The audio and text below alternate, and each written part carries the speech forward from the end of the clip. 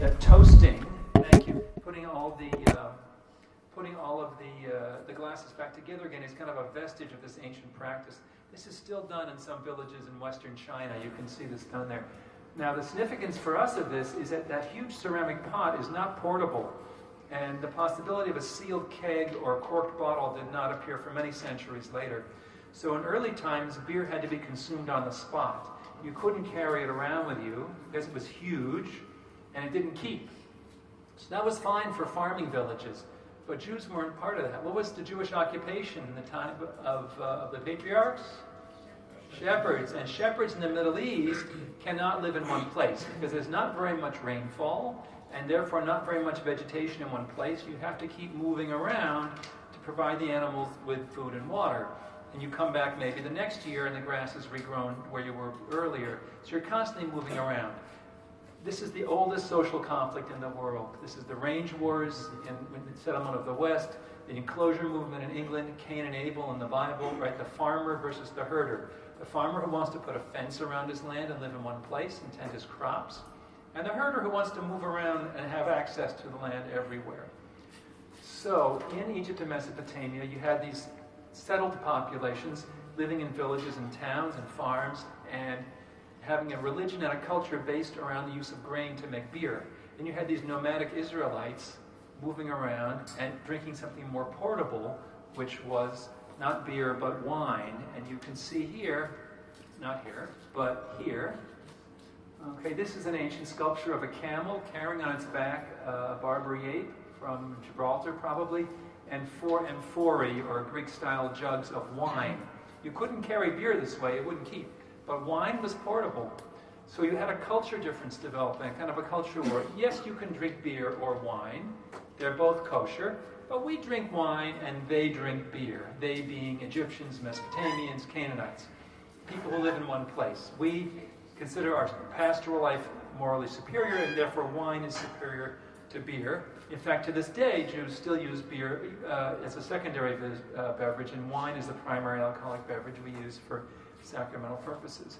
So in Egypt we had, whoops, I'm going the wrong way. We had, for example, the religious significance of beer. This is Hathor, daughter of Ra, the sun god, in several depictions. In the lower right corner, you see her in her earliest depiction as a cow. The red disc between the horns is the sun, indicating that she's the daughter of Ra, the sun god. You see the man drinking directly from the cow's udder, the papyrus in the background on the shores of the Nile. Later, the cow features begin to fade and the human features begin to increase. So in the top right, you see her as a woman with still the horns of the cow and the red disc in between, indicating her divinity. So Hathor was the daughter of Ra, the sun god. And on the left, you see a much later representation. You can see the sort of the cow-like features. Notice the ears in particular, and sort of a hint of the earlier association with milk in that sort of 1960s bouffant hairstyle. The little cinnamon rolls at the bottom, maybe suggestive of the breasts and the connection with milk there.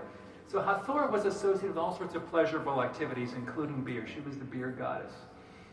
There's a story in Egyptian mythology that Ra, her father, felt that the humans were misbehaving, and he sent her to Earth to slap them around and kill a few people. And she started to do this and became sort of enraged and sort of bloodlusting and killing. She was going to drive people to extinction. So in Egypt, the beer was often dyed red with pomegranate juice for sacramental purposes. So Ra realized she had to be stopped, so he poured this red beer on Earth, and she thought it was blood and began to lap it up and became intoxicated and passed out, and humanity was saved. What's fascinating about this story from Egyptian mythology is that in the Exodus, right, when the Jews leave Egypt, every element of this story is reversed, right? We have Ra, the sun god, so what do we have? Plague of darkness, right? The Nile, the source of all life, what happens? It turns red. Red beer was what saved humanity in the Egyptian story. The Red River is undrinkable in the Exodus. So every element, and the beer that she's associated with is chametz, and we don't even touch it during Pesach. To not have beer and bread in Egypt was like going to France and saying, I don't drink wine or eat cheese, or going to Texas and saying I'm a vegetarian, right? It's like an insult to the national religion. You don't do that, right? So it was a way of rubbing the Egyptians' nose in it. Why did they do this? As if to say, it's true you have a very sophisticated society and you have this great cuisine and great artistic accomplishments and beer making and architecture and art, but your society is superstitious and oppressive and polytheistic, and we reject these elements, and we're going to make a public display of not consuming these products that you prize so much, to have sacramental value to you, beer and bread, so we're going to make a point of not eating them, as if to say, it doesn't matter what your material accomplishments are if your society is morally corrupt. Into this whole society fell Joseph. Right? He got to Egypt, and Egypt had been conquered at that time by the Hyksos, wine-drinking people from the north. So they had the dilemma of whether to impose their wine-drinking culture on the Egyptians or adopt the Egyptian beer-drinking culture so the Egyptians would accept them as rulers. Northern Egypt, Nile Delta, had been conquered by the Hyksos. The king apparently got fed up with this culture war. The pharaoh threw the chief proponents into jail, right? The wine steward and the baker, who was also the brewer. Into this comes this Israelite slave. He sees which way the winds are blowing. Soon enough, he's able to interpret the dreams, and he's in with the pharaoh. The Israelites are in great shape. Unfortunately, we backed the wrong horse, because a few years later, the Egyptians revolted against the Hyksos, and every foreigner was either kicked out of the country, killed, or enslaved. The new pharaoh rose who didn't know Yosef. Why? Because Yosef was part of a colonial elite who served these foreigners, these Canaanite Hyksos who came from the north. So the result was we were on the outs now. By the time we get to Moses' pharaoh, we see no trace of wine drinking by the pharaoh. This is gone. There was a kind of ethnic cleansing and cultural purification. Wine drinking was pretty much eliminated, and beer drinking was glorified. So it made a great deal of sense at the time of the Exodus to sort of throw this back in their faces by making a point of not having chametz when commemorating Pesach. And then the Korban Pesach itself was a conversion of the ram god, who was feared and respected by the Egyptians, into dinner. Right? It's not a god, it's dinner. So it's a way of sort of demythologizing nature and stressing there's only a single god who takes us out of Egypt. Okay, so that explains our bread versus wine. You have some cheese there, so dairy products is an interesting story as well. On your handout, you'll see a few comments here with the famous phrase, "a land of milk and honey." This is something we always consider positive. It's often used sentimentally to talk about the land of Israel. And you see the first two quotes on the handout from the Torah, from Shemot and Devarim, are the examples here as clearly a positive thing. Now again, at this time the Jews were still nomadic pastoralists. So what did a land flowing in milk and honey mean to them? It meant what we call in ecology parkland. Parkland is basically grassland with a few scattered trees. So the grassland was ideal because there was plenty of grass for their herds and therefore milk and other dairy products for the owners. What about the honey? Well, the Jews at this time, remember, were nomadic, and so you couldn't be a beekeeper. You can't put a beehive in the back of your camel, right? That's just not going to work. So that was what was called in good biblical Hebrew a goya sheparnasa. The Canaanites, we found archaeologically, were very, very intensive beekeepers. But the Jews didn't begin to accept this kind of occupation until much, much later. By the Mishnah, we find extensive mention of Jews keeping bees. But that was long after Jews had settled down in the land of Israel as farmers. So the honey here is probably referring to the honey from wild bees, such as the ones that Samson found in the body of the dead lion that he killed, that he could collect honey from wild bees. So that's where the trees come in parkland. Wild bees will make their nests in dead trees, dead hollow trees, and you can come and collect it later. So for a wandering pastoralist, that's the way you get honey. You're not going to produce it yourself. So that was, the land of milk and honey was great. That was just what they needed. So it's very strange, by the time of Isaiah, if you look at the third quote down there, Isaiah 7, 21 to 25, it's very, very negative. He almost uses the same phrase. He talks about a situation, just the context here is he's prophesying there's going to be a war and destruction in the land of Israel. And it's going to be so bad that the farms will be destroyed and abandoned. There'll be no one to harvest the crops. And the cultivated cropland will revert to natural meadows and pastures. And all you'll be able to do there is bring in your goats and cattle, as you can see here, and you're going to have to live, what a shame, on dairy products and honey from the wild. Right? Why? When there used to be 1,000 grapevines worth 1,000 pieces of silver, that was supposed to be a good thing, because the Jews had become farmers. And now you'll have to go there armed because of the wild animals, and you're going to be forced to live on milk and honey. Isaiah has turned the expression, Eretz Zabat Chalav U'Davash, a land dripping with milk and honey, from a blessing to a curse. Why? Because by this time he was addressing a Jewish people that had become farmers, who lived in one place and plowed the land and cleared the land for trees and planted their crops. So this was kind of what you would have to live on, a subsistence diet, if your farm had been destroyed because of war and there was no one there to harvest the crops. So the whole meaning of the expression changed as the economy changed in the time of Joshua, from pastoral to agricultural. So it's interesting how that can be reversed. We have some lemonade, which brings us to a fascinating story about citrus. We associate lemons with Mediterranean cooking, the Greek and Italian lemon dishes, of lemano, if you're familiar with Greek food, extensive use of lemons in Italy, make a limoncello and so forth, and in the southern Mediterranean we have the preserved lemons of North Africa. So many people are surprised to learn that there's a good deal of evidence that it was actually Jews who brought lemons to the Western Mediterranean. Why would they do this? It has to do with the etrog, and what's called the etrog problem. What we see in this map is a map of the earliest recorded presence of etrog, either in local art that's been discovered archaeologically or physical remains of citrus around the Mediterranean, and where the earliest Jewish urban and rural settlements are. And we find that the etrog, the citrus family, so not just etrog, but orange, lemon, lime, and so forth, not grapefruit. You know why not grapefruit? Grapefruit didn't exist before the 18th century. It was discovered as a mutant pomelo in an orchard, probably in Trinidad or Jamaica. It didn't exist before that. But it was because Jews had to raise their own etrogium wherever they lived, they began to learn how to cultivate other kinds of citrus and brought it west with them as they migrate out of the land of Israel throughout the Mediterranean basin. So even to the point that throughout the Middle Ages, Jews were considered very good horticulturists. When I love this name, King Roger of Sicily. Why was the king of Sicily named Roger? It's not a Sicilian name. He was a Norman. The French had conquered Sicily. Norman as in Norsemen, right? The Vikings that conquered Normandy. It's why it's called Normandy. And they had later conquered Sicily, held it for a while. So he wanted to, by this time the Silk Road had been bringing silk for centuries to the west from China. And the Europeans had finally figured out what silk was and where it came from. And they wanted to start silk culture in the Mediterranean so they wouldn't be dependent on East Asian imports of silk.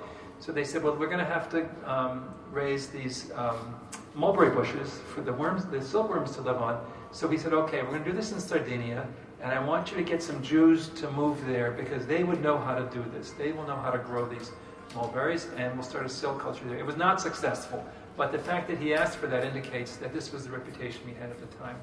So Jews had to grow their own etrogium, so they brought citrus west to the Europeans. Now, there is something called the etrog problem, and it existed for about 100 years, and I think it's probably ending now. What happened was this. In the late 1800s, a new specialty in science developed.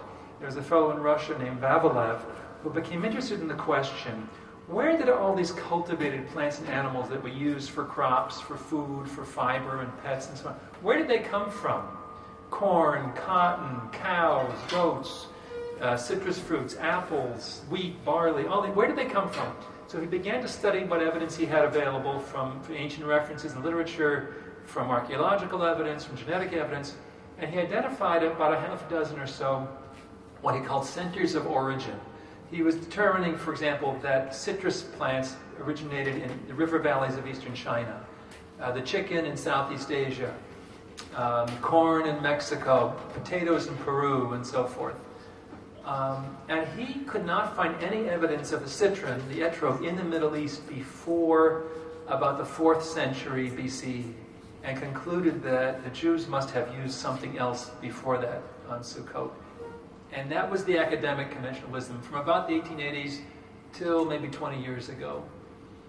Now, on the other hand, we have a tradition. This is exactly what we have always used. If you take a look at your handout, we'll get back to Karpos later if we can. On the second page, and I apologize, part of this was cut off here, but you'll see at the top, quote from the Torah, describing the pre-Eitz Hadar, whatever that means, the fruit of a beautiful tree, that we're to use as part of our Arba Minim. It doesn't tell you the name of the tree. So there's some question about it. So the Gemara has to discuss it. I'm sorry, the Gemara was cut off there for some reason. And the printing, I'm not sure why, so I'm going to show you the rest of that quote from Masechet Sukkah. Let's see if I can find it. Come on. Just a minute. Bear with me here. I had it, and now it is not here. Come on. No, I'm sorry. It must be here. There it is. Okay. So, Masechet Sukkah discusses pre-Eitz Hadar. What does it mean? What's the Hadar? What's the beautiful? He said, well, it means it's a tree that has the same essence, the same flavor or fragrance as the fruit. That the tree itself has this fragrance. So, how about the etrog? Could be the etrog. Citrus family has interesting characteristics. There are these oil glands on the surface of the fruit that give it the fragrance and the color. And they're also found on the leaves. If you have a chance to be up close to a citrus tree of any kind, if you rub the leaves with your fingers, you can often get the fragrance of the fruit coming from that. And the wood also will sometimes have the fragrance of the fruit. There's a whole story about that if we have time we can get to. So, how do we know that that's the etrog? It's not the only plant that does this. Black pepper, for example, the pepper vines are a little spicy, just like the peppercorns themselves. So Rabbi Meir thought maybe you could use that. Now notice that he's not suggesting this seriously. The question here is, how do we know that it's the etrog? He's not suggesting that we use black pepper. He points out it's ridiculous. He says, how could it be? He says, how could it be a pepper? He says, it's so tiny, right? He says, so take 2 or 3? What are you going to do, stand there with your lulav and this one tiny little peppercorn? That's ridiculous. He says, oh, shall I take 2 or 3 of them, big enough to see? No. Torah says pre, not perot, 1. It can't be. So they reject that. So how do you know that it's etrog? Should they suggest, well, maybe hadar is related to hadir, dwelling place like a barn, that big animals, little animals, and so in the barn, in the same way the etrog stays on the tree for very long times, you can have big ones and small ones, different shapes. Not such a great drasha. All right. They even try making a drasha on the Greek. Don't say hadar, but idor, Greek for water, because it can be irrigated or it can be. Pull this up a little bit here. You can grow by water. They're discussing other possibilities. None of these are very convincing. So in the end, they just say, look, let's just say that it's the etrog. Now the Rambam comments on this. He says, notice that the question here is not what is the pre-Eitz Hadar. The question is, how do we know that pre-Eitz Hadar is the etrog and not something else? So he says, when you see this kind of a situation, there's only one opinion. Everyone agrees it's the etrog. The only disagreement is how can we prove it? You're looking for an asmachta, right? Some kind of an allusion to it somehow in the language of the Torah. In this kind of a case, he says, this means this has always been halacha Moshe b'Sinai. The Jewish people have always used the etrog for their Arba Minim. Contrary to what Babylon said, that we didn't get it before the 4th century BCE, we always used the etrog. Now here, we had a contradiction. On the one hand, we have all the classical Jewish sources, the Gemara and the Rambam's commentary, saying it was always the etrog. And we had the archaeologists and the crop historians saying, you didn't have the etrog from the time of Moshe Rabbeinu to the time of 4th century BC, after destruction of the first temple. So you must have used something else. And there was speculation what else we might have used, that hadar has been confounded with the Greek. The word citrus may have come from the word hadar, and suggested that it was cedar, kedar, meaning cedar in English. We use cedar cones. There's no evidence anyone ever did this. It's all speculative. So this was called the etrog problem, and nobody wanted to talk about it, especially professors of Jewish history who were themselves trying to be Torah-observant Jews, because they had this conflict between the academic scholarship and the Torah scholarship, and if you asked them about it, they'd kind of stare at their shoes, and they just didn't want to get into it. And this is where things stood until the 1990s. During the first Iraq War, I should preface this by saying, I know a few archaeologists, not that many, and they're all very nice, rational people, But during the first Iraq, not the Iraq-Iran war, but the first American-Iraq war, these guys said, you know what we should do right now? We should go on a dig in Iraq. I don't know why they wanted to do this, but they did, and they were allowed to do it. And they went to northern Iraq, and they were digging at a particular site that interested them, and they found 4,000-year-old etrog seeds. Now, the conventional wisdom had been the etrog originated in Southeast Asia. If you're familiar with a Chinese one called the Buddha's hand, it's an etrog with fingers used in Chinese food and medicine. It still exists in Southeast Asia. You can sometimes find them in Asian markets. This was supposed to have been the original one, and then as it moved west, it took other forms as people domesticated it and bred it. And one piece of evidence for this is the word etrog is a Farsi word. It came from Persia, which suggests that the etrog came to Israel from the east. So these archaeologists found these 4,000-year-old etrog seeds in northern Iraq. Now that's not Eretz Yisrael, that's not Egypt, and it's not the time of Moshe Rabbeinu, but it's a lot further west and a lot earlier than anyone had thought that etrog seeds might be found. So that raised a few eyebrows. And people began to question, maybe it didn't come from East Asia, maybe the Jews did have it all along. Let's see, get back to here. And then something else happened. I think it was about 15 years ago, maybe a little more. Excavations began in a place in Israel called Ramat Rachel. It's not far from Jerusalem.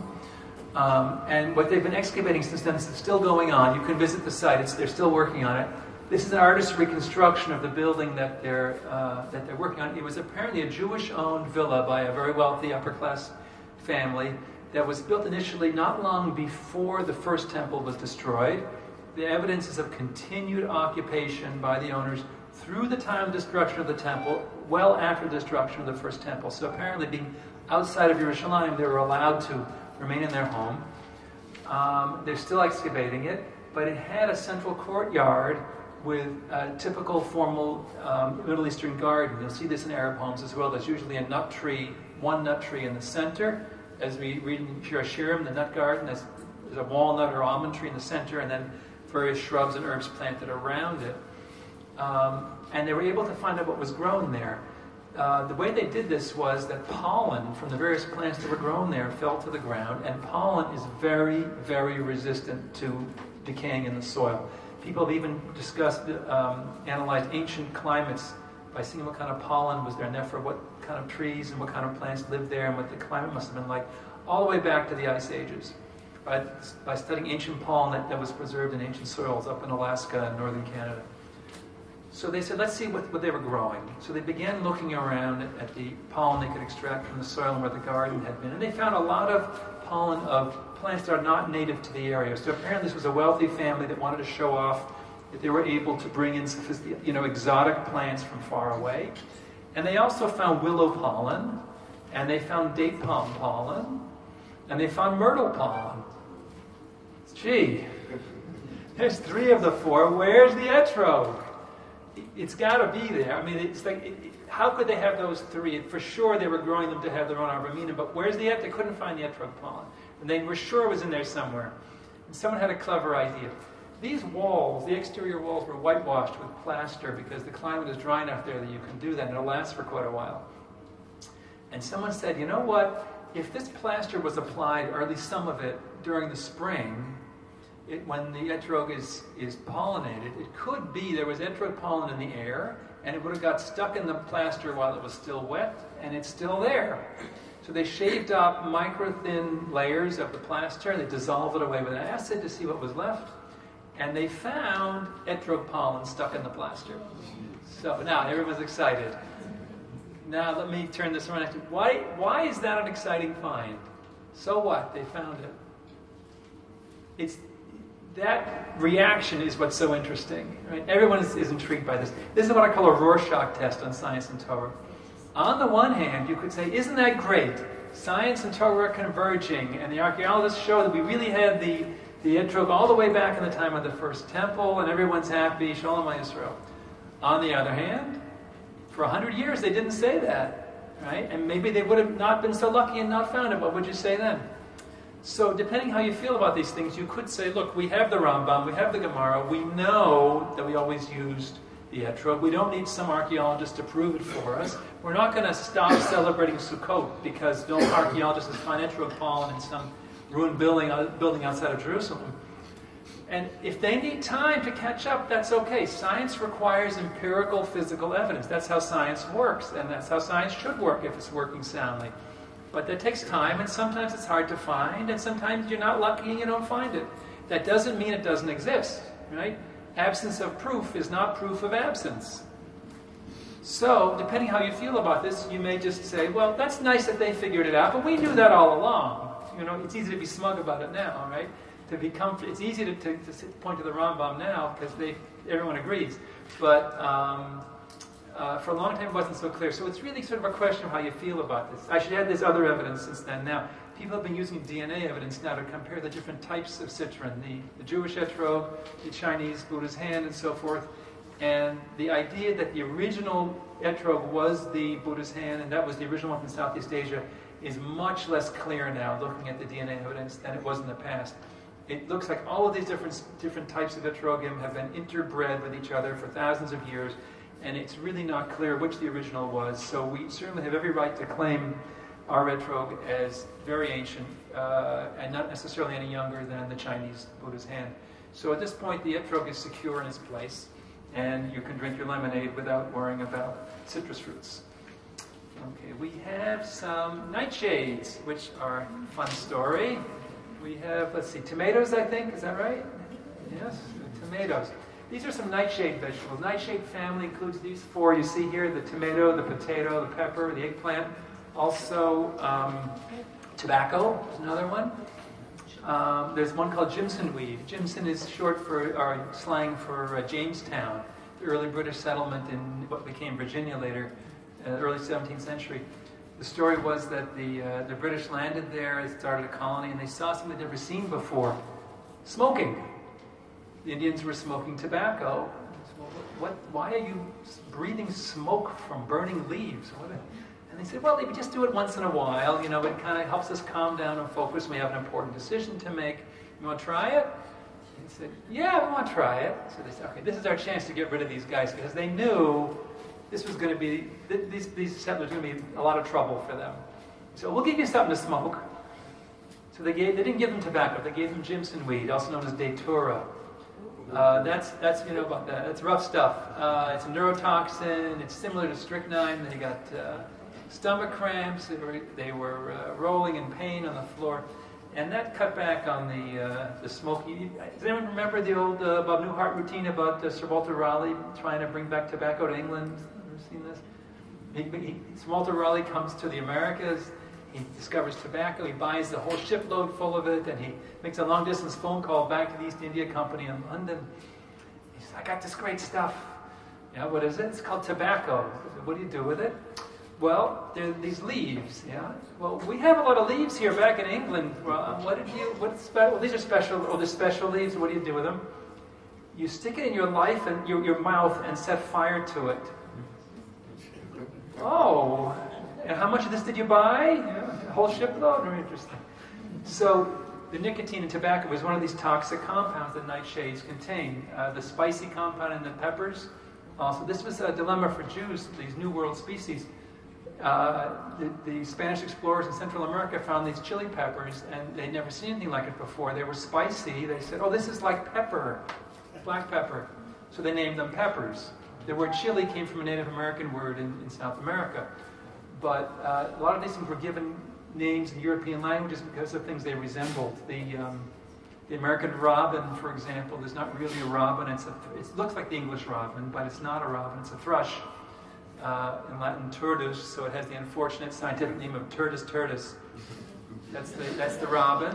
The American sparrow, it looks like the English sparrow. It's not really a sparrow. The cedars of the Northwest are not really cedars, but they look like cedars of Lebanon. Not related at all.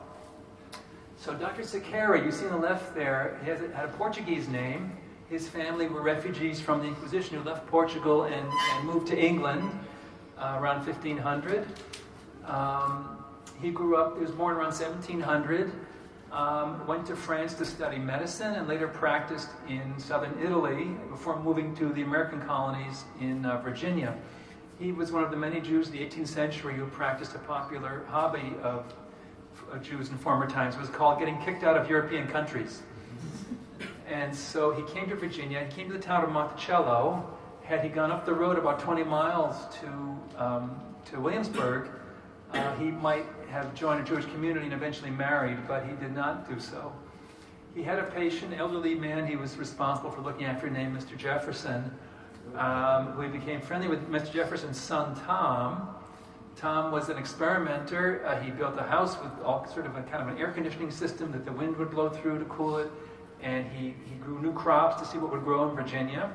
So they were walking around together, and they became friendly, and Dr. Sakara said, "Oh, Tom, I see you're raising tomatoes here." And he said, "Yes, aren't they beautiful? It's a shame they're poisonous, though." He said, "No, they're not poisonous. I lived in Italy. People eat them all the time there. I know they came from Mexico, and they brought them back to Europe as ornamental plants, but you can actually eat the fruits." Now, the problem was that people recognized the leaf shape as being typical of the nightshade family, and they wouldn't touch it. In fact, the vegetative parts of the plant, the leaves and the stems, are mildly toxic. The nightshades were related. There's the poison, the deadly nightshade, of course. There are others with drug properties. One of these plants contains a drug called atropine. Anyone know what that is? What does atropine do? Dilates your pupils and also affects your heart, right? So this is an old world plant, and it was very popular in medieval Spain, from where it gets its English name, which you'll recognize in a minute. In those days, apparently the young fellows in Spain liked the innocent, the sort of ingenue look. So a girl looking for a shidduch would put some drops of this plant in her, extract of this plant in her eyes, and assuming she didn't walk into a wall, because her eyes were dilated, the fellows would look at these wide pupils, and that was considered, very attractive, and they would say in Spanish about her, "Que bella donna," what a beautiful lady. And from this we get the name belladonna. That's where we get our atropine that the ophthalmologist puts in your eyes. So they wouldn't touch it. Tomatoes got to Germany, they said, "Oh, that's what you take to see visions of werewolves at night. That's the nightshade. We're not going to eat that." They called it Wolfpfirsich, wolf peach. In France, they had another idea. Every culture expresses its values for these things. In France, they said, "Oh, look at these beautiful, lush red things. Pomme d'amour." That was the French name. They had another idea of what it would do. In Italy, they had yellow ones, so they call it Pomo d'Oro, golden apples. That's why you see on your canned tomatoes, Pomodoro, right? It means golden apple. So Dr. Sakari was trying to convince Thomas Jefferson that you could eat tomatoes. Jefferson wasn't going to buy it. He said, I'm going to prove it to you. At this point, up to this point, everything I told you is true. We're not sure if this actually took place, but it's a great story. And there's a similar story told about someone else, Colonel Gibbon in southern New Jersey. And there were probably multiple people who did this. He said, "I'm going to prove it by eating tomatoes in public. And the whole town can come watch, and then you can learn to eat tomatoes." So they all turned out to watch this idiot kill himself by eating tomatoes. And nothing happened. So they said, "What do you know? You can eat tomatoes." Now, why was this important? Because about 20 years later, Jefferson's niece published the first English language cookbook with a tomato recipe in it. And American cooking at that time was still very British. You know how the Brits are with their vegetables. They don't know what to do with them. Steak is another story. Steak and kidney pie they can do. Royal steak, roast beef they can do. Vegetables, no. The recipe goes like this. Boil the tomatoes for 2 hours to get rid of the flavor. That's what it says. But had she not done that, later, when Americans, and I think later Canadians, began to eat ketchup, and later pizza and spaghetti with tomato sauce, they were ready for this because they had already learned that tomatoes are edible. So Dr. Sakari, because of his wandering Jew history through all these different countries, learned that tomatoes were safe to eat, introduced North Americans to the safety of tomatoes, and as a result, we all eat these nightshade vegetables today. The potato also suffered from this. Also recognized as nightshade. They were used originally in Germany to feed animals. Count Rumford, you may have seen his name on Rumford baking soda. I don't know if that's sold here. He brought it to Germany. He had a cannon factory, and he tried to feed potatoes to his workers, and they threw them at him because the first use of potatoes in Germany was to feed them to pigs, and they were insulted by that. In France, they had now, of course, it's a big part of German food. In France, they had a problem; they didn't have enough food, so the king said, "All right, we got to get people to eat potatoes. They won't touch them because it's fed to animals." So he gave orders that potatoes should be planted in the king's fields, and the guards should look the other way when some hungry person comes in and steals some of them. And pretty soon it became, oh, by the way, the king and I had potatoes last night. So pommes frites, French fries, eventually developed out of that. So all of these became sort of accepted as legitimate things to eat. And we can thank Dr. Sakari's exile for that. We had planned on having some members of the parsley family. I don't think we have them tonight, but it's a great story. Another example of where different cultures exhibit different values in the same way they use the same natural resource. So this family includes all of these plants you see listed here. Let's put that back into full screen. Good. There we go. Come on. Good. Okay. The earlier name for this family was umbelliferae, which is Latin for umbrella carrier. And you see those sort of umbrella-like discs of tiny groups of tiny flowers. They're typical of these. You'll see this on a Queen Anne's lace you may be familiar with. That's a wild carrot. Carrots not native to the Americas. They were brought by Europeans to grow, and some of them escaped cultivation, reverted to their wild form, which is the Queen Anne's lace, the white flowers you see like this by roadsides and places like that. This is California fennel growing over the Pacific coast, and you can imagine it was a very exciting drive along the Pacific coast that we are not eager to repeat north of San Francisco. But this is the fennel that's part of that family. So where's the Jewish connection here? This begins with the Greek use of parsley. The Greek word karpos means produce, and one of the sources of the Pesach Seder is the symposion. It was a Greek sort of formal dinner where politics and philosophy were discussed, and the host would dilute the wine appropriately to avoid people getting drunk too fast. At the beginning of the discussion, everyone was given a piece of parsley to eat as a breath freshener. This was sort of a practice of aristocratic upper-class Greeks.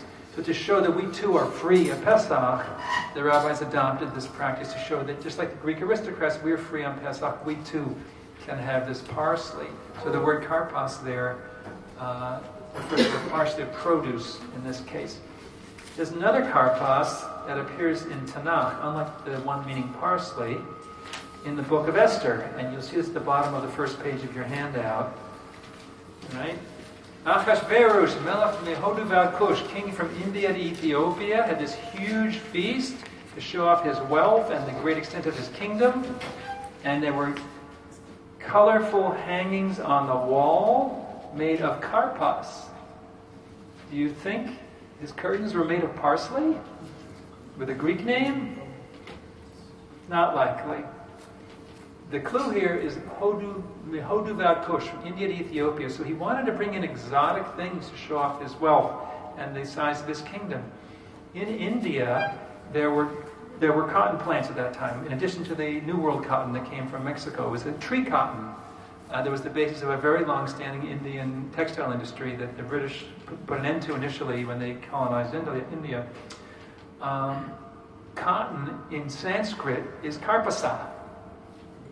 So apparently he wanted to show that he did in fact rule as far as India and could bring in Indian products like this novel fiber unfamiliar to the Middle East along with its Sanskrit name. So his karpos probably means cotton and not parsley. I don't think his curtains were made of parsley. That seems unlikely. So how do different cultures express themselves through the Apiaceae, the parsley family? Apium is Latin for parsley, but originally it meant something very different, and it has to do with this member of the family. This is a poisonous plant native to the island of Sardinia. If you look at the picture at the top, you can see the familiar disc of little white flowers, and the picture at the bottom of the leaves should ring a bell for someone who cut up celery for a salad and recognize the leaves look just like celery leaves. It looks like wild celery. Boy, is it not. It is a deadly poison, and it's found only in Sardinia. And what happens if you eat this? Animals will sometimes be accidentally poisoned by consuming it in pastures without realizing what they're eating. People who visit Sardinia sometimes see this and think it's wild celery and try to collect it and eat it. That's a bad idea. It causes muscle spasms, eventually affecting the heart and diaphragm, resulting in death.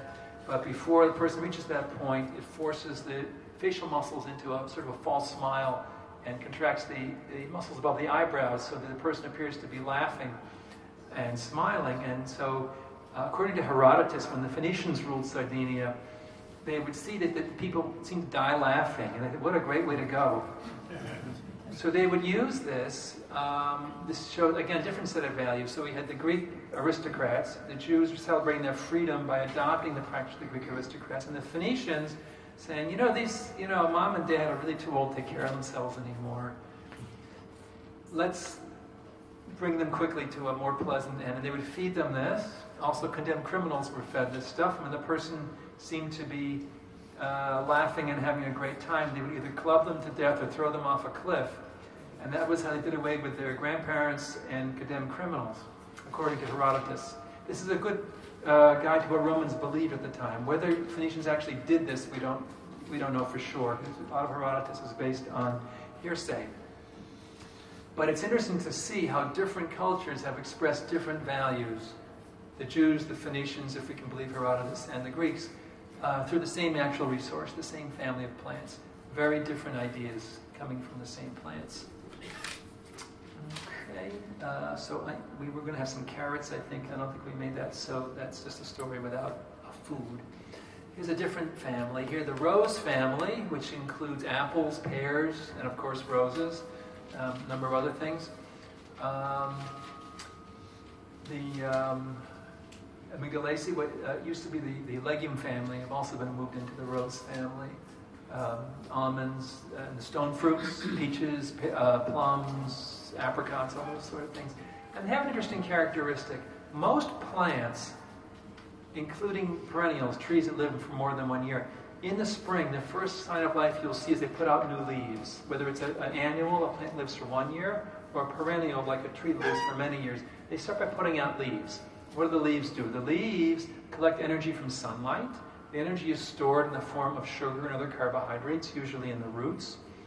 And then over time, as the supply of energy is built up, these become the resources to fuel the growth of reproduction. The flowers, and later the fruits that develop from the flowers, and those fruits will contain the seeds. The next generation comes from that. So the plant has to first build up some reserves, and then it can use those for reproduction. To use a human metaphor, you got to eat some money in the bank before you have a baby, right? That would be prudent to do things that way. And most plants do things that way. But not the apple tree. If you can find an apple tree and look at it early in the spring, you will see, as in this is a peach here, but it's very similar. They're putting out their flowers before the leaves. The one on the left, you can see plenty of flowers and no leaves at all. The one on the right, the leaf buds are starting to appear, but the flowers are already much more advanced. And so what does this have to do with the Torah? It's alluded to in a wonderful midrash about the Egyptian oppression, in which Pharaoh decrees the Jewish baby boys to be thrown in the Nile and drowned. And Amram and Yocheved, the parents of Moshe, say, in these circumstances, we can't really stay married and have any more children because they're going to be killed. They only had one child at that point, their oldest. Who's that? Miriam, the oldest, right? And she said, Daddy, you're worse than Pharaoh. He decreed against the boys, but you won't allow any Jewish children to be born. You should look at the apple tree, take a lesson from that. Now, tapuach doesn't necessarily mean apple. The root of that, nefach, means inflated or blown. So any kind of swollen tissue on an organ on a tree, it could be an apple, it could be any fruit, really, it could be tapuach. You wouldn't expect to see apples in Egypt. They originated in Kazakhstan, in Central Asia. But whatever fruit the tapuach was, Tosfot thinks it was netrog, we don't know for sure. But some kind of a fruit. And the midrash may be of later origin, so it may very well have been with reference to the apple, because the apple does this. What was she talking about? Oh, the midrash goes on to say that he listened to her, and they got back together, and everyone else followed their example. And then Moshe and Aaron were born, and the stage was set for the Exodus. So what's the story here? These trees will put their flowers out before their leaves. In other words, they are beginning the process of reproduction before they've begun to feed themselves. Right? The leaves are not out yet. Where's the energy going to come from to grow those fruits and flowers and seeds for the next generation? We'll figure something out, right? The sun will rise tomorrow. We can put the leaves out later. Let's just have faith in the future. So the apple becomes a symbol of emunah, of religious faith, and it's substantiated by additional midrashim on Shir Shirim. Talk about, there are two verses in Shir that relate to this. One talks about, it says, I roused you under the apple tree, and the other says, well, tapuach again, we're not sure what that is. And the other says, first the apple tree where your mother labored with you, your mother gave birth to you. So Midrash explains what this is referring to. In Egypt, there were projects where the Jewish men had to work outdoors on construction projects, and then there was this remote grove of tapuach trees, whatever that is, where their wives would come and bring them lunch, and they would sit and relax there. And it was sort of it was a remote area. There weren't many people around. There was some privacy, and apparently children were conceived during these lunch breaks. And then, because of Pharaoh's decree against the baby boys, the women would go back there to give birth in seclusion, lest there be a boy and anybody find out about it. So the apple again becomes a symbol of faith, and sort of having a child is a kind of an act of faith in the future. That we don't know how we're going to take care of this child. Moshe, they didn't know what they were going to do with him. They had to put him in this little boat in the water. So this kind of a fruit becomes a symbol of faith.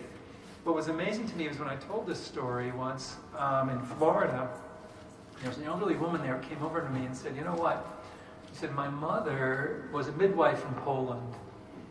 And when she had a patient who was having difficulty in labor, she would take her outside. There was a little apple tree there where they lived. And she would say, you see that apple up there? She said, shake that tree till the apple comes down. You visualize that, that's what your baby has to do.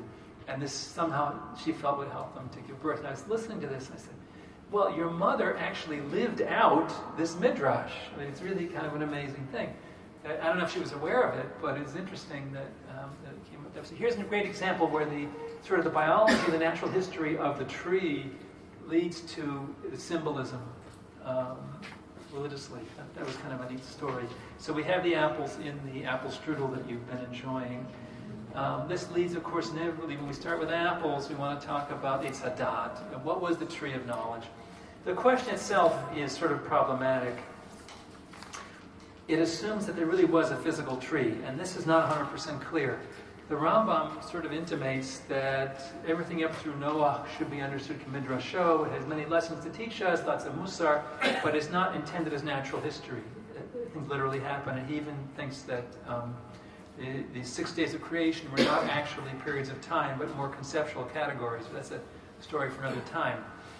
So, what do we mean when we say what was the Eitz Hadat? Well, the Midrash takes it as an opportunity to express concepts. What is Eitz Hadat? Eitz Hadat is you have some kind of a dot, a way of understanding things that led us to leave the Garden of Eden, this kind of paradise where everything was taken care of, a kind of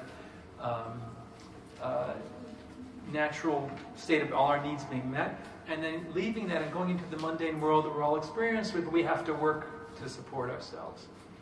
All right? So what cultural change does that reflect? So there's a wonderful midrash about this, which is in fact, yes, page 3, lower left corner from Sanhedrin. You'll see at the very bottom in the original and the English translation above that, there's some footnotes. A midrash about Eitz Hadat with 3 opinions that you see in the slide here. So one opinion is that it was a fig tree. Now, this is for textual reasons, and it's not particularly illuminating. The next thing they did, of course, once they realized that they were naked, they began to make clothing out of the large leaves that you see on the left there from the fig tree. So if they were standing next to the fig tree at the time, it stands to reason they must have been eating figs. So maybe it was a fig. All right, that works textually. It's not very interesting. It's not very conceptual, but it makes sense textually. Second possibility, that it was wheat. Now, wheat is not a tree, but in tropical climates without a cold winter, it does resemble a perennial. It can live for more than 1 year. If you cut the wheat to harvest it, it can grow back if it's not too old. In a warm climate, you can get multiple crops from the same wheat. So it's not a tree, but it does resemble a perennial in that sense. So this midrash opinion is explaining things in terms of a very different sort of concept. Why wheat? So then you can see the midrash says there, a child doesn't begin to speak until they start to eat bread. So in other words, the concept here of leaving Gan Eden and coming to the working world is acculturation. The child learns to eat agricultural product. The child learns to speak and acquire the culture of their family. In other words, they're becoming part of civilization, that this is what it meant to leave Gan Eden. And in the Jewish mentality of, after the time of Joshua, wheat growing, or barley growing, and wheat consumption was what civilization was based on, because that was what people did. Lechem became synonymous not only with bread, but with food. We see, for example, when Yitro came to visit Moshe, and they sat down and ate lechem together. Did they just eat bread? They had a meal, right? So lechem just meant food. Third possibility, and a fascinating one on the right-hand side, is that it was a grapevine, which is more like a tree. It's a perennial, and it's woody like a tree. And we say, Borei Priya eats over grapes. Why grapes? Once you have grapes, you can have wine. And when you have wine, you have to have self-discipline and self-control. So the Midrash goes on and says, Noah got off the ark, as the Torah says, and planted a vineyard, right? Bad idea. You know what happened to him as a result. He got drunk and all kinds of terrible things happened. And the Midrash has God seeing Noah planting his vineyard. He says, really? Noah, a vineyard? Don't you know what happened last time somebody did that? Meaning Adam and Chava in Gan Eden. That this was the Eitz Hadat. What is he talking about? It's a very interesting idea. And you see it expanded more fully at the top of the page in English and on the right-hand side in Hebrew. This is Sefer Achinuch, which is a wonderful medieval commentary in very easy Hebrew, probably written for the author's child. It's still a popular bar mitzvah gift. If you haven't read it, I encourage you to do so. What he does is he goes through the whole Chumash, parsha by parsha, and for each parsha he says, these are the mitzvot that are in this parsha. This is the verse that they're based on. This is what the mitzvah involves, how it's done, where it applies, what are some of the issues in the Gemara, and this is what I think the meaning of the mitzvah is. So he picks a very obscure one here, but it's an interesting one. Kilei Kerem. That's one of the more obscure mitzvot. What is Kilei Kerem? You have a mitzvah called Kilayim, which means mixed types. And what it says is that we may not grow mixed crops. You cannot, for example, grow wheat and cabbages mixed together in the same plot of land. If someone does that, if someone grows kilayim, like vegetables and grain grown together, can you eat it? Does anybody know? Is it okay to eat it, or is it no good? Yes. You can eat it. Can you sell it? Yes. You can sell it. And he shouldn't have done that, right? That person has an avera, but the produce itself is not prohibited in any way. It was an avera to do that, but the produce does not go to waste. You can still eat it, you can sell it, you can buy, you can do whatever you want with it. With one exception. If one of the crops in the mixture is a grapevine, the whole thing has to be uprooted and burned and destroyed. What's the difference? Okay, so one of the crops was grapes, so what? So the Sefer Achinuch says, why should it be so much stricter when grapes are involved? Think about the mitzvah of the Nazir, right? He says, I'm not going to drink wine. Okay, what does the Torah say about this person? All right, he's not going to drink wine? Fine. He's not going to have grape juice, he's not going to have grapes, he's not going to have grape skins, and he's not going to have grape seeds. Who eats grape seeds? Nobody eats grape seeds. Why does the Torah have to tell you he's not allowed to eat grape seeds? So he says, whenever grapes get involved, the bar is raised. Why? Because grapes means there's going to be wine. And when there's wine, there's alcohol, and you have to have self-discipline. So he says, what is Kilei Kerem all about? This person planted a vineyard, right? Look what happens here. He says, wine is a mixed blessing, he says. Look at the top, or in the Hebrew on the right if you prefer, right? So he says, God permits us the physical benefit to our bodies in modest amounts, but everyone knows someone whose life has been ruined by alcohol, right? It's a two-edged sword, and you really have to have some self-discipline to maintain moderation. This guy planted a vineyard and planted something else in there. So what's going through his mind? Oh, it's kilayim. Oh, yeah, you're not supposed to do that, but I can still use it, so what's the difference, right? He doesn't even have the grapes yet, let alone the wine. He's already cutting corners halachically. What do you think this sort of person is going to be like when he has a cellar full of wine? You're putting a loaded gun in his hand to allow him to have a lot of alcohol. This is not a responsible person. He's already cutting corners from the outset. By the time he gets the wine, you can imagine how he's going to behave after a few barrels of that. So the Torah says in Sefer Achinuch's view, therefore the Torah says this person cannot be trusted with wine. Just as we don't allow to sell We don't allow Jews to sell weapons to people we don't know. We don't allow irresponsible people like this to raise vineyards. So his interpretation is that what this is all about is the self-discipline that living outside of Gan Eden involves, and part of that includes alcohol. Another famous Jew, not part of Chazal, but famous for his insights, wrote a book called Civilization and Its Discontents, right? Sigmund Freud, who argued that as society becomes more and more complex, we have to repress and we have delayed gratification longer and longer, and so this is how society progresses. So the transition from Gan Eden to agriculture and village life and later city life and industry requires us to have delayed gratification, self-discipline, and greater self-control. So the Sefer HaChinuch hints at that.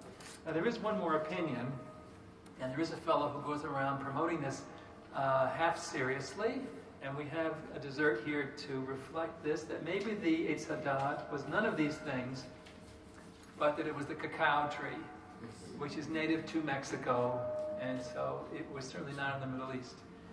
It's interesting, the scientific name for cacao is Theobroma, nectar of the gods. Right? So the chocolate rabbi is this fellow who goes around giving a shiur on chocolate, arguing somewhat half-seriously that Eitz Hadat was chocolate. And we do have some chocolate cookies back there as well to acknowledge this. It's a stretch, it's not too serious, but it's a fun thing to think that maybe this is what it was all about. So I guess this gives us a chance to kind of sum up and see a lot of different examples of where a little bit of science and history and knowledge of agriculture and plant biology can help us to appreciate the depth of Torah even more. And we don't need to see it as a threat to our Torah learning at all, but can actually be an aid to our Torah learning. So I'm going to mention a couple of things at the end here. If you'd like to refill your plates, you're certainly welcome to. I'm going to pass this around. If anyone would like to be on my email list for my events, I'll be back in Toronto in the future, and I speak elsewhere as well. I'll pass this around if you'd like to sign your email in here or take one of my cards here. Welcome to do so. And I guess we have time for some questions while people get some more dessert. If there are, yes, Marcia. At the beginning of your speech, you mentioned honey. Yes. You said it was honey, but I was under this talk that milk and honey, it was date honey. The Shiva Aminim is almost certainly date honey. Because you have 7 species there, right? And all of them are plant products. Correct. It doesn't make sense for bee honey to be there. Right. This is different. So the context is different. If we compare the Shiva Aminim to the Zimrat Haaretz, the products that Yaakov sent to Yosef in Egypt, there we also see what was probably bee honey. Remember, Jews at this time were collecting bee honey from the wild, right? It was not, they weren't keeping bee, it was not apiculture. The Canaanites did, so that was considered a goyish parnasa, right? A nice Jewish boy does not become a beekeeper. Now later, Jews settled down and had farms, and we see many, many examples in the Mishnah of beekeeping. They talk about the straw beekeeping huts that you see in the old cartoons. They were already making them at that time. Yeah. Yes? We were talking about the apples and the emunah. I heard that about the Poraka almonds. And there are similar reasons also, because also the flowers come out before the 3. Yeah, there are a few, right. So that's I'm trying to remember. I'm not sure the flower of the almond comes before the leaves. It's the first flower you see in the Galilee in the spring is the almond. But I'm not sure it's either the children's song, Shkedia Paraka. But I'm not sure that the leaves are not there. I haven't looked at it recently. I don't believe it, but the flowers. It's the earliest flower, but I think that the leaves are there first. Right, so that's another story, right? But she framed that as an example of the reasons, and that's why. Yeah, so Jesus, yes, because it's an early one. But I think that if I'm not mistaken, I think the leaves are there first. I'm not positive about that. It is the same family, though, so it could be. From the various plants and vegetables and things that you mentioned that are poisonous.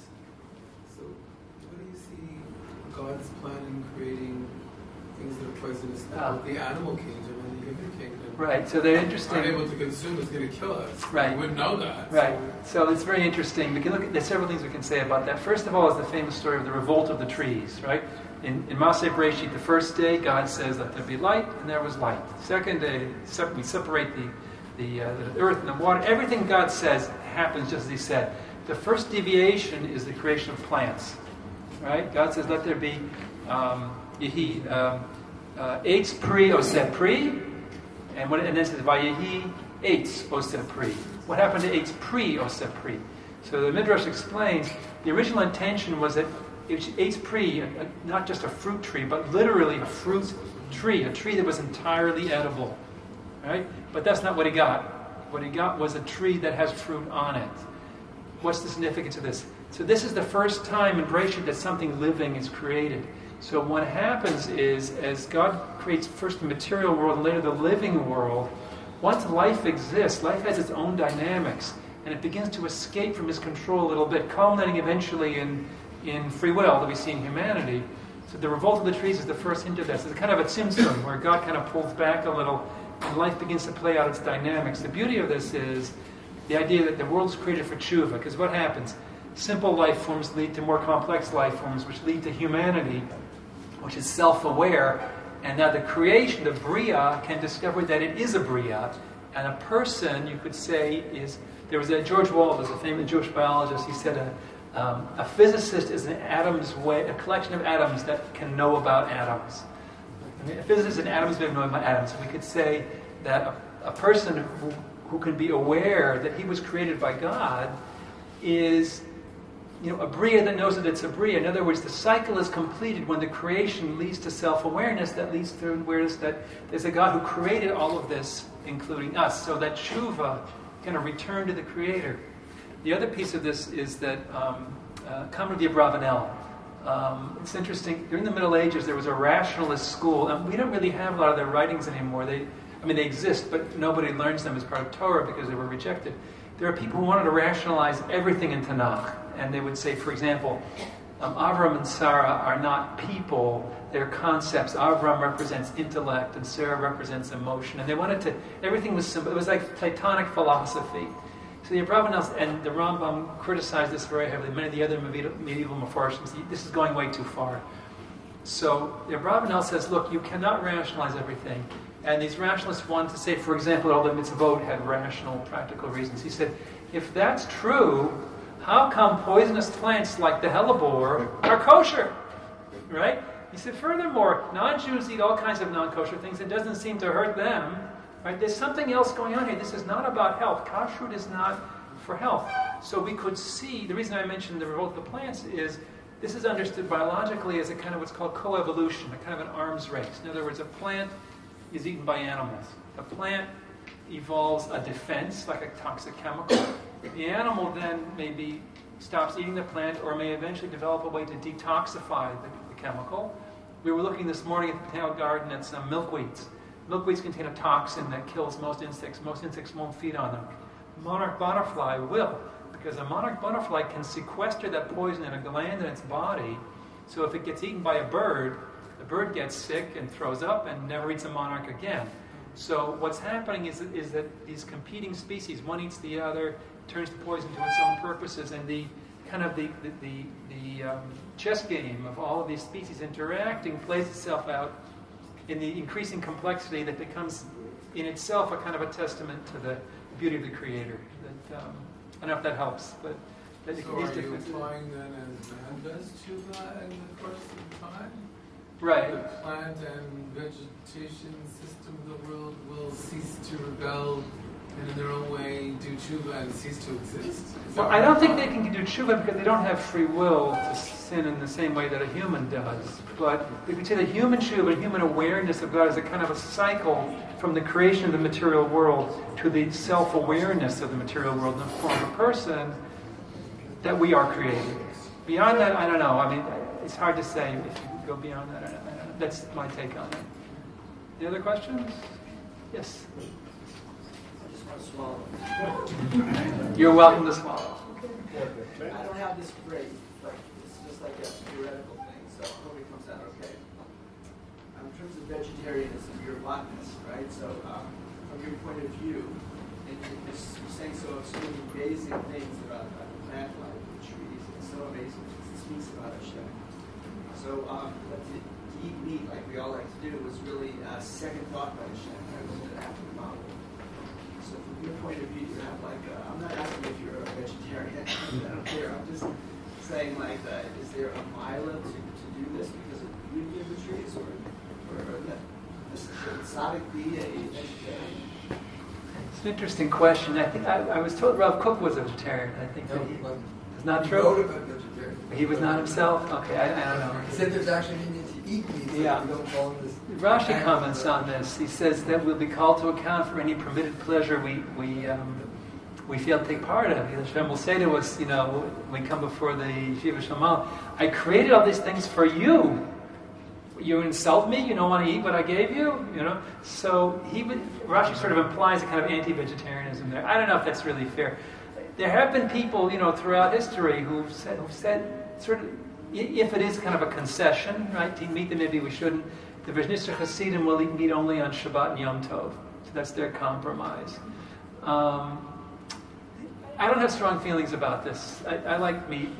And I see the kind of the logic of those who would like to refrain from it. I think usually, moderation for most people is good. But there are people who really feel they want to be a chassid and go to, beyond Shur Adin, and that's fine for them.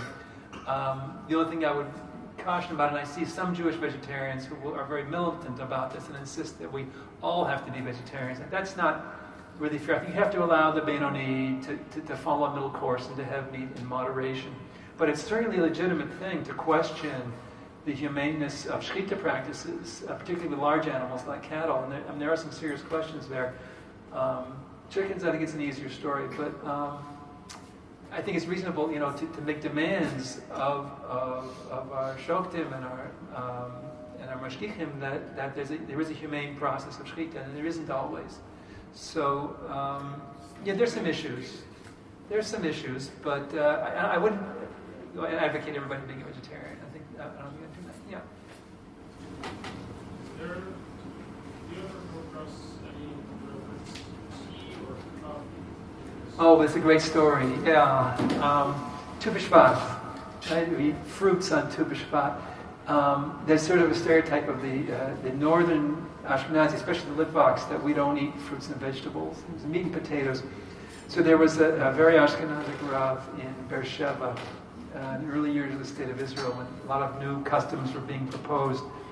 And he was talking about Tu B'Shvat, and we have the state now, we have to really celebrate the land of Israel. He says, so I'm very supportive of this. So he said, every Tu B'Shvat, I think it's very important to have some tree fruits. So I always have tea, coffee, or chocolate every Tu B'Shvat. He was not going to eat fruits and vegetables.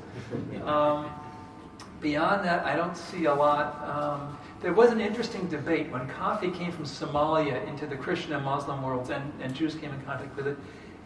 The Jews, the Christians, the Muslims all really had a hard time figuring out what to do with coffee.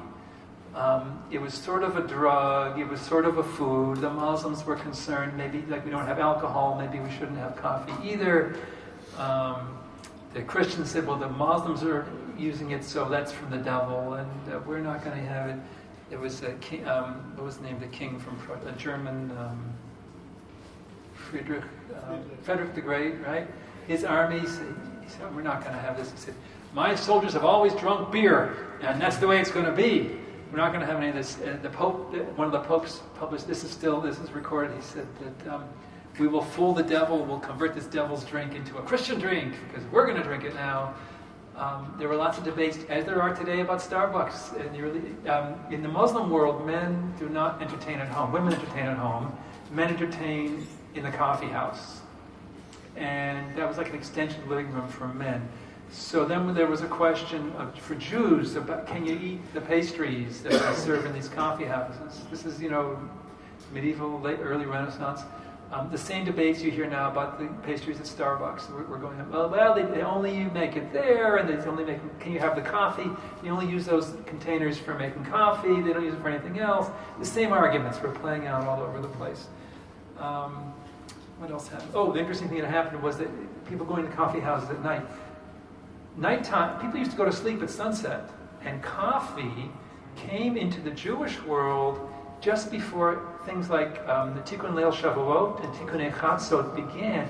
It was a nocturnalization of life. In some places around, especially in the upper classes, people began to put out fire, street lights, really. So you had street lights and coffee, and people began to do things at night.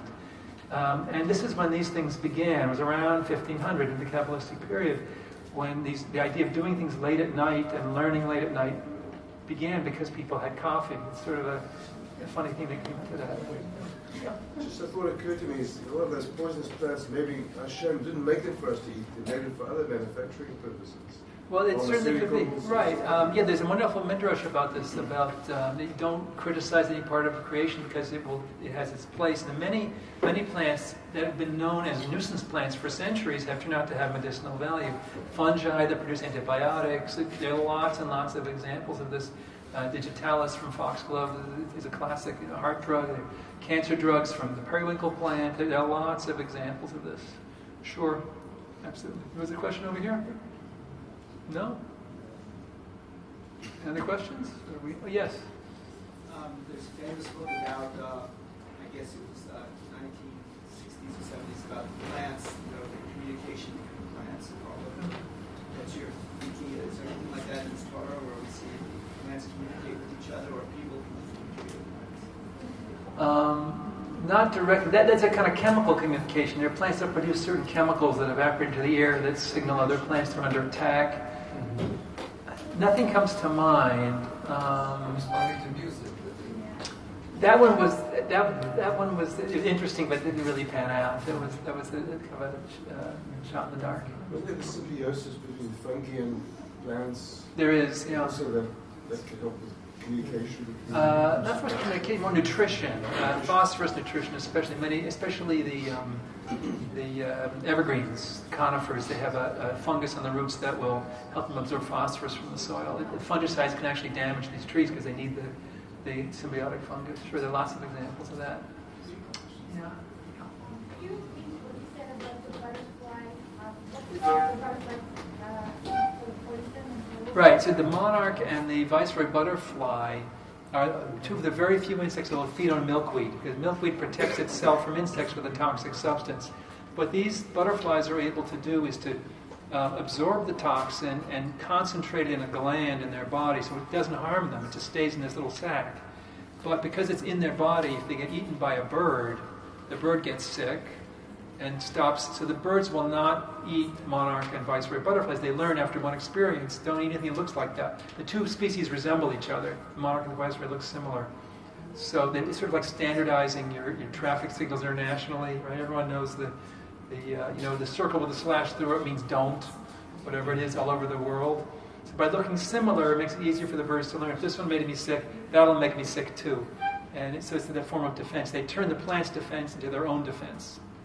There are a few other examples of things like that. Yeah. Yes? You got a question? A hand up there? No? That's how we about done? Okay, well, thank you very much. It's been a lot of fun.